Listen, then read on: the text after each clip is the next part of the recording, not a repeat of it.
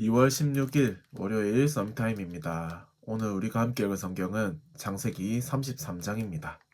그 중에 지금 함께 볼 본문 말씀은 창세기 33장 1절에서 11절 말씀입니다. 제가 가진 성경으로 구약 49쪽에 나옵니다. 창세기 33장 1절에서 11절 함께 봉독하시겠습니다. 야곱이 눈을 들어보니 에서가 400명의 장정을 거느리고 오고 있는지라. 그의 자식들을 나누어 레아와 라헬과 두 요정에게 맡기고 요정들과 그의 자식들은 앞에 두고 레아와 그의 자식들은 다음에 두고 라헬과 요셉은 뒤에 두고 자기는 그들 앞에서 나아가되 몸을 7번 땅에 굽히며 그의 형 에서에게 가까이 가니 에서가 달려와서 그를 맞이하여 안고 목을 어긋맞추어 그와 입맞추고 서로 우니라. 에서가 눈을 들어 여인들과 자식들을 보고 묻되 너와 함께한 이들은 누구냐? 야곱이 이르되 하나님이 주의 종에게 은혜로 주신 자들이니이다. 그때 여종들이 그의 자식들과 더불어 나와 절하고 레아도 그의 자식들과 더불어 나와 절하고 그 후에 요셉이 라헬과 더불어 나와 절하니 에서가 또 이르되 내가 만난 바 이 모든 때는 무슨 까닭이냐? 야곱이 이르되 내 주께 은혜를 입으려 함이니이다. 에서가 이르되 내 동생아 내게 있는 것이 족하니 내 소유는 내게 두라. 야곱이 이르되 그렇지 아니하니이다. 내가 형님의 눈앞에서 은혜를 입었사오면 청하건대 내 손에서 이 예물을 받으소서. 내가 형님의 얼굴을 배운즉 하나님의 얼굴을 본 것 같사오며 형님도 나를 기뻐하심이니이다. 하나님이 내게 은혜를 베푸셨고 내 소유도 좋카오니 청하건대 내가 형님께 드리는 예물을 받으소서 하고 그에게 강권함에 받으니라. 아멘. 오늘 말씀의 제목은요, 야곱과 에서의 화해입니다. 창세기 33장은요, 사람의 걱정과 두려움, 분노 등의 감정과 마음이요, 하나님 앞에서는 아무 의미가 없음을 강력하게 나타내고 있습니다. 그 말을 다르게 표현하면요, 우리의 마음과 우리의 감정까지도 하나님께 달려있다는 것이지요. 사람들은요, 걱정과 염려를 수시로 하고 있습니다. 왜 그럴까요? 우리는 한 치 앞도 알 수 없지요. 우린 미래에 대해서 예측은 할 수 있지만요, 미래를 우리가 정확하게 알 수는 없습니다. 그리고요, 우리의 소중한 것들이 있지요. 그것이 뭐 혹시나 상하지는 않을까, 역적, 걱정과 염려를 할 수밖에 없습니다. 하지만 하나님을 믿는 자들은 어떻게 해야 될까요? 조금 달라야 하지 않나 하는 생각이 오늘 말씀을 읽으면서 그런 생각이 들었습니다. 먼저 우리 야곱과 에서가 만나는 장면을 한번 보도록 하겠습니다.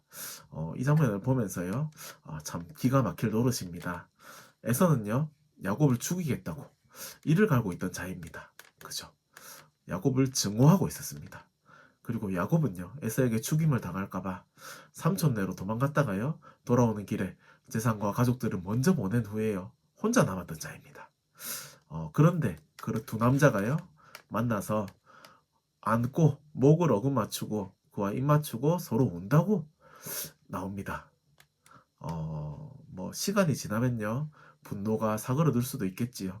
그리고 두려움이 좀 없어졌을 수도 있습니다.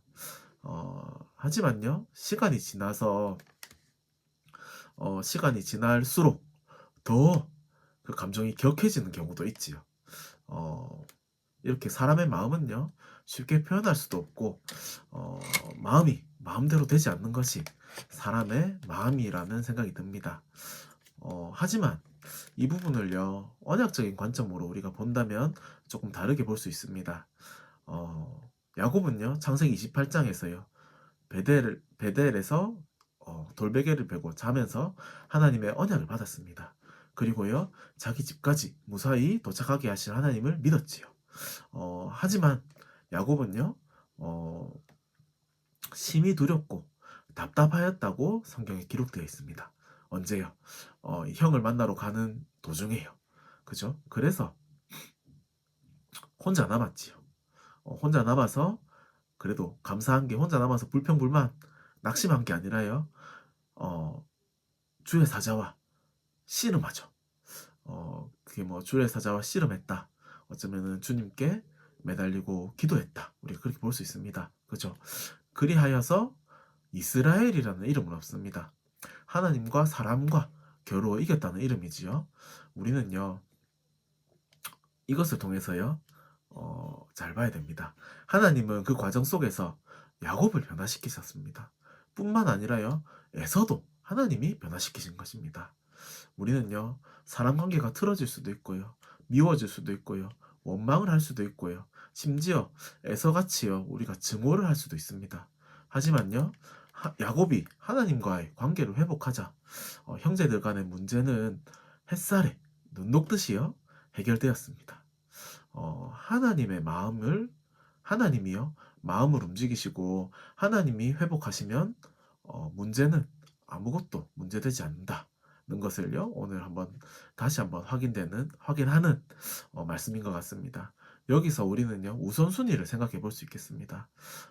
인간관계를 우선할 것인지 하나님과의 관계를 우선할 것인지 그리고요 하나님의 관계가 회복되어지면 어떤 상황 속에서도 우리는요 하나님이 어, 일을 행하시고 계시는구나 확인할 수 있을 것 같습니다. 우리가요 눈에 보이는 사람을요 먼저 생각할 때가 참 많습니다. 그런데요 오늘 말씀을 통해서요 우리가 정말 우선순위를 제대로 해야 되겠다는 고백이 나오면 좋겠습니다. 그리고 두 번째로요 이제 마지막 장면을 우리가 볼 수 있습니다. 그 장면에서요 세겜에서 땅을 사고 제단을 쌓는 장면이 나오고 있습니다. 이 세겜이라는 땅은요 아브라함이요 하나님의 소명을 받고 가나안 땅에 들어와서 처음으로 단을 쌓고 예배를 드린 곳입니다. 그곳에서 가나안 땅에서 처음으로 예배드린 곳입니다. 그곳에서 야곱 또한 단을 쌓고 엘로헤 이스라엘이라 불렀습니다. 그 뜻은요 하나님 이스라엘의 하나님이라는 뜻입니다. 이것은요 자신이 아브라함의 언약을 계승한 자라는 고백이 담겨 있고요. 또한 이스라엘이라는 단어를 사용함으로써 하나님께서 자기를 인도하시며 보호하시고 번창케 하셨음을 고백하고 있습니다.